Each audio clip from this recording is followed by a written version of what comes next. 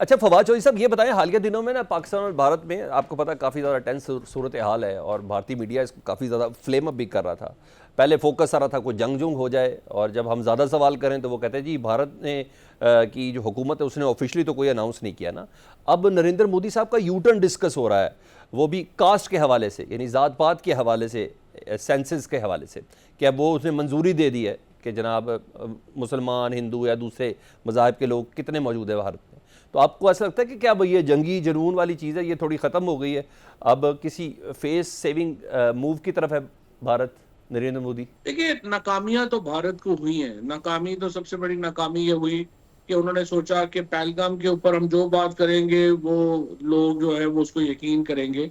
और जब उन्होंने 100 एम्बेसडर इकट्ठा किया अपना साउथ ब्लॉक दिल्ली में, तो उन्हें एहसास हुआ कि वो लोग तो आगे से एविडेंस मांग रहे थे, एविडेंस थी कोई नहीं इनके पास।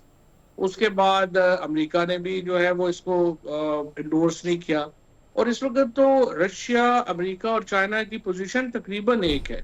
वो तीनों जो हैं वो इसको इनकरेज नहीं कर रहे, वो चाह रहे हैं कि डी एस्केलेट हो मामला। और सिक्योरिटी कमेटी में भी जो डिस्कशन हुई या बातें हुई, उनको भी उन्होंने जो है वो उसके मुताबिक ही जो है वो आगे बड़ी चीजें, और वो उसको जो है उन्होंने अहमियत नहीं दी है। लेकिन दूसरी तरफ भारत की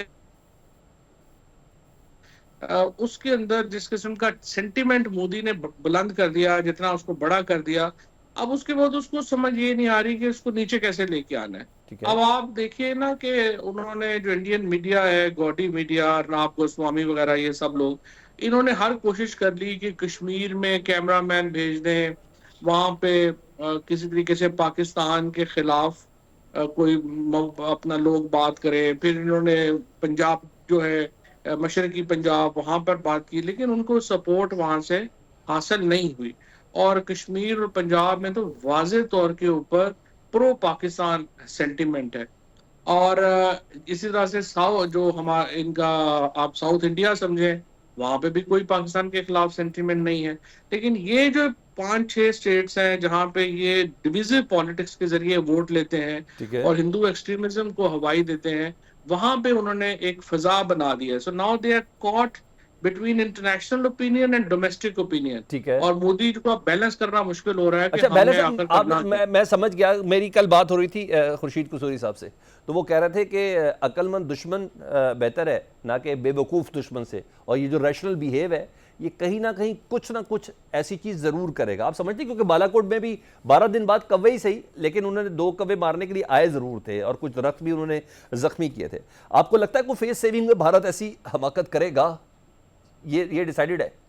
नहीं, इससे ज्यादा करेगा, इससे ज्यादा करेगा। उसके लिए कि डोमेस्टिक ओपिनियन जो है वो इस वक्त उन्होंने जिस किस्म की बना दी, जितनी बड़ी कर दी, अब उसको सेटिस्फाई करने के लिए नरेंद्र मोदी को कुछ ना कुछ जो है वो करना पड़ेगा। और ये जो कॉन्फ्लिक्ट है ये डेफिनेटली एस्केलेट हो सकता है। बहुत सारे लोग पाकिस्तान के अंदर ये उम्मीद रखते हैं, और जाहिर है रखनी भी चाहिए कि अल्लाह ना करे कि कॉन्फ्लिक्ट हो। और वॉर मॉन्गरिंग भी नहीं करनी चाहिए, जंग कोई अच्छी चीज नहीं है। लेकिन देखिए, ज़हनी तौर के ऊपर तैयार भी रहे, ठीक क्योंकि है। मैं जितना समझता हूँ भारतीय पॉलिटिक्स को और जिस किस्म के इस वक्त के हालात हैं, मुझे कोई शक नहीं है कि नरेंद्र मोदी जो है वो ये एक जो जो एक्शन है वो करेगा। और उसने अपने डोमेस्टिक ऑडियंस को सेटिस्फाई करने के लिए इस तरह की कोई ना कोई हरकत करनी।